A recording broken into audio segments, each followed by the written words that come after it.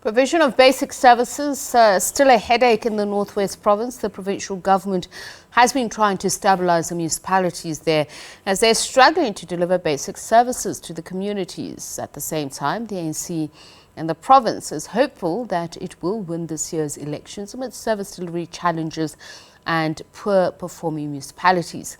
The party's internal squabbles are often blamed for destabilising municipalities and governance in general in the province. Our reporter Thabiso and video journalist Jabu oa-Afrika had an exclusive interview with the COGTA MEC in the province, Nono Maloyi, who is also the chairperson of the ANC in the Northwest, to talk about governance and political issues in the province. We see the government launched Tuntsale Role 6 months ago in Mamusa. You said the program is aimed at improving service delivery. Do you think you have managed to do that? Oh, we have recorded a lot of improvement. And the people of the Northwest can witness that. We have been to a number of municipalities. There were a number of challenges. The refuse removal was not collected. We went into these municipalities. We did that exercise with them. And we said to them, as we leave your municipality, this work must be done regularly without fail. And they are doing so. They have their own Tuntsale Role. They are doing this work. We are quite excited. There were a lot of potholes. We went into those municipalities, working together with them. We patched potholes, and we also said to them, as we leave, this work must continue. Talking about the state of municipalities in the province, there has been interventions before through Section 139B, Section 139C, where we've seen some of these councils being dissolved. And it seems the situation has not changed since then, even though there were those interventions. Would you agree with me that those interventions are not working? I don't know what makes you say that the situation has not changed. Kagisano Molopo was under Section 139B. We had sent an administrator, we have sent teams to Kagisano Molopo to go and stabilize that municipality. As we speak, that municipality is stable. That municipality is running as we expect it to run. In Matlosana, previously there was an intervention and that municipality was stable. It is unfortunate that there are challenges as we speak now, but our teams are there to ensure that things are done properly. Madibeng, for an example, was also one municipality which was under Section 139 for more than 3 times. Today they are no longer under Section 139. They are running properly. So to me, Section 139 did work. In some instances, unfortunately, there were challenges, like we have those challenges in Litsobotla as we speak today. But our teams are there, will get it right. MEC, there's a report that was compiled by former Deputy President of the ANC, Kgalema Motlanthe, which talks to councillors who were illegally elected or parachuted just before 2021 elections, municipal elections. How far are you in implementing the recommendations of the report? We have said everything must be put in abeyance, and immediately after voter registration, we'll then start with the implementation. In some municipalities already, we went there. We have sent the secretary, the provincial secretary, to Moses Kotani, for an example, in Ward 18. He went there. The report has been implemented. I went to Tihani in Ward 1. I told them that immediately after this voter registration, we are coming back. I went to Ward 2, we did the same exercise. So we are intervening. So we are going to implement those recommendations. And I must indicate that those recommendations are not necessarily saying that everybody must be removed. They are saying these are the things that you must do as the PEC. Key amongst those, if a councillor was not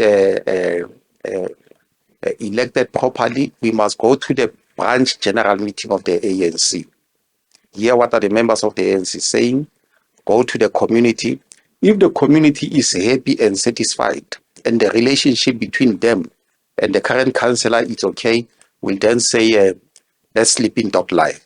But if the community, the branch of the ANC says, no, let's move, then we'll move as recommended by the Motlanthe Commission. But MEC, that doesn't take away the fact that those people were illegally elected, and in the process, some people were disadvantaged who were vying for the same position. No, we must share with you the report, yeah, because that general statement is incorrect. Yeah. In some instances, a councillor was elected to be a councillor by the provincial, the what do we call it? IPC, because there was no general meeting, there was no community meeting in that particular area. Now, on the basis that there was no general meeting, there was no community meeting, the provincial structure had to take a decision that we need to contest in that area. Therefore, we are placing a person who comes from that particular area. Then your Motlanthe report will then say to you that these meetings did not take place. Where did you get this person from? Firstly, is that they go back to the community, go back to members of the ANC with this person. If this person is accepted, then let sleeping dogs lie. But if it is not accepted, let's start the process afresh. In some instances, indeed, a person who was supposed to be a councillor elected by the community, elected by the branch general meeting of the ANC, that person was changed, which was flouting the rules and so on. In those instances, we'll have to go back to that area and tell the councillor that unfortunately you were not elected in line with the rules. You must resign in order for us to get a new person. So they vary. It is not one shoe fit all. MEC, the current premier has not been well. He was on sick leave for 5 months last year between June and November. He went back to office in November last year. And then last month, he went again on sick leave because he had to travel to Thailand for further medical treatment. Why are you still keeping him? Because some opposition parties are saying he must go. What is the problem? Do these opposition parties think that people don't get sick? Or is it a surprise that a member of the ANC can get sick? Why did you keep him in the first place? Because he lost to you during the ANC provincial conference in Rustenburg back in 2022. And if you go to provinces where chairpersons are not premiers, you have people who are PEC members who were duly elected as PEC members who are serving as premiers in those provinces. Example is KwaZulu-Natal. Nomusa Dube is part of the provincial executive committee in that province. And even in Mpumalanga, the current premier is the PEC member. He was duly elected during the conference or at the conference in that province. That conference was not a conference to elect a premier, was a conference to elect a chairperson and a collective of the provincial executive committee. And I've said to you, each and every member of the ANC can be deployed anywhere, irrespective of the position that he holds in an organization. And in the Northwest, we are working very well with the premier. Our premier understands that the center is the African National Congress, and the premier reports to the center. I talk to the premier almost every day. We are discussing issues of the ANC, issues in government, and so on, and we are doing quite well, and we are happy. The premier that we have is quite all right. We are heading into the national and provincial elections in the next few months.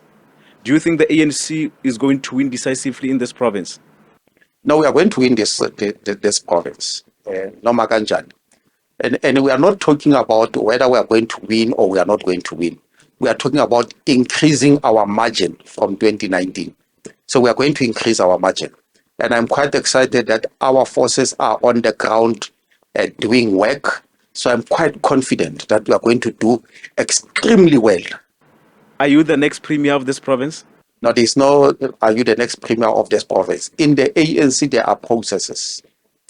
A provincial executive committee with its alliance partners, they will sit, recommend 3 names to the Thuli House.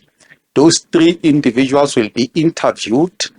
After those interviews, the leadership will then come back to us and say, having interviewed these 3 individuals, this is the best candidate for premiership.